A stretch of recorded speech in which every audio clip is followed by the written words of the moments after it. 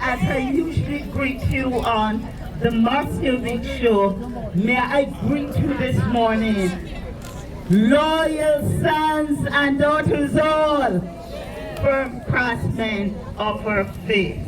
It's such a delight to be here this morning, and I want to speak specifically to that opening ceremony and some behaviors that I've noted and recorded. How many of you were invited? None of us.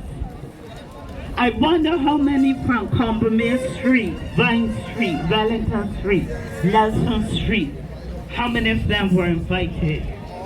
I doubt. But as I looked under the canopy, I saw dignitaries. I saw persons from the diplomatic corps. I saw the MPs. I saw important people, VIP. And I saw the Prime Minister of Barbados. And you know that we are a people well trained. We have been told not to wash our dirty linen in public. But the Prime Minister of Barbados, who is now in the UK, or I don't know where else she's up to, and we know she's not up there on bilateral arrangements or trying to secure for investment or trade for Barbados. We do know that is part of her bigger canvassing and electioneering. Don't be fooled. And the Prime Minister, in front of the audience gathered, washed her dirty linen, not ours, in public. She spoke about our love marches. And as soon as I saw it, I emailed it to our chat that the love marches were based on hate and a dislike and a contempt, my summary, for investment. But furthermore, and I listened, I couldn't sleep last night. I didn't intend to speak, but here I am. And this morning I was up, and if you listen to the opening ceremony, at 3.17 minutes in, I quote, the Prime Minister said, the nation cannot be reduced to the kind of diatribe that I have heard. Diatribe, a strong word.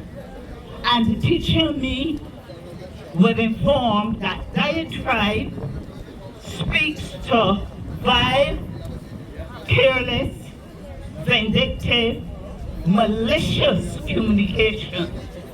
And that is how the Prime Minister has described our protests, our calling out for explanations and information, our calling out as people of this country, please explain to us what's happening.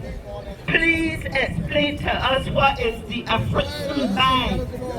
Please explain to us why you have given away prime property and not even ask for peppercorn rent. Do you know peppercorn rent? Have you heard that expression? So that the occupier, the occupant will know that the property is not his, is not her.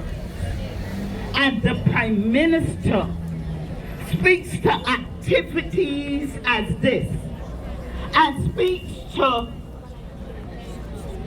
questions we ask as diatribes.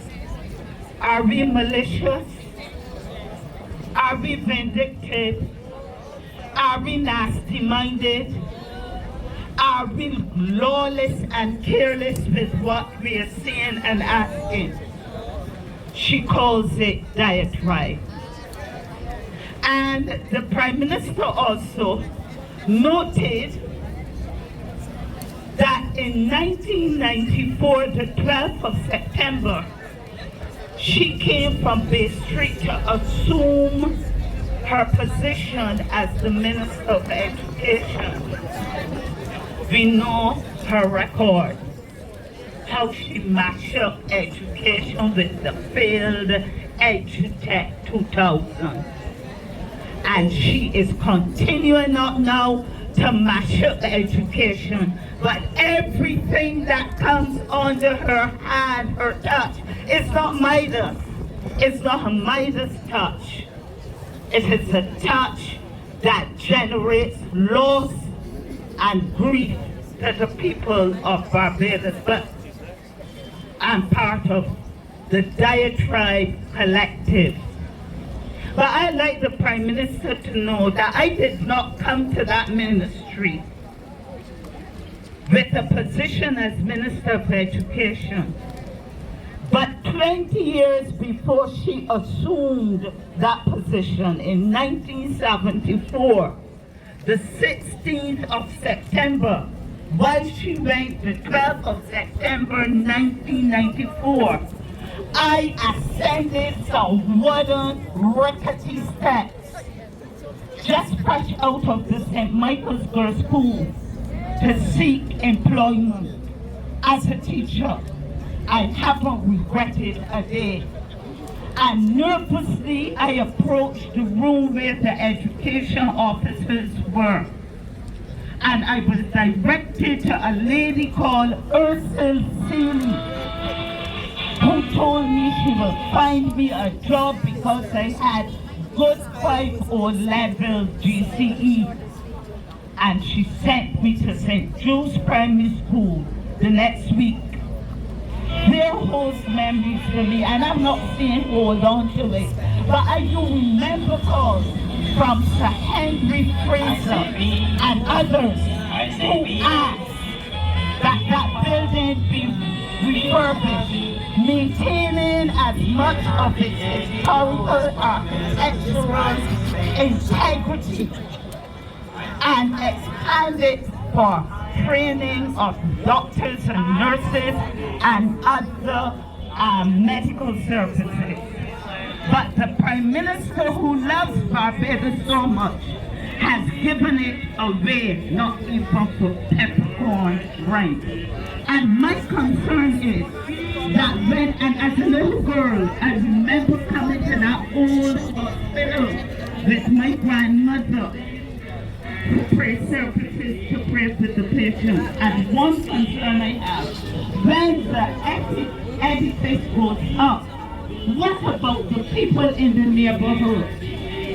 Will they still be able to go to the yard just individually? Will the woman be able to run out just in her bra and underpants to pick up clothes?